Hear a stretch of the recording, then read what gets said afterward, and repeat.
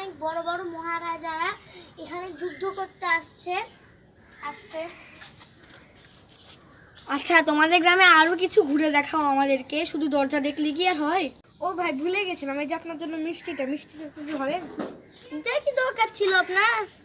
আচ্ছা ভাই, যেহেতু আপনার মিষ্টি লাগবে না, আমাদের দেন, আমরা খেয়ে নিই।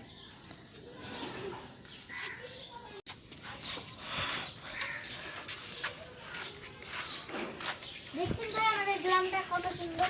হ্যাঁ, তা তো বটেই।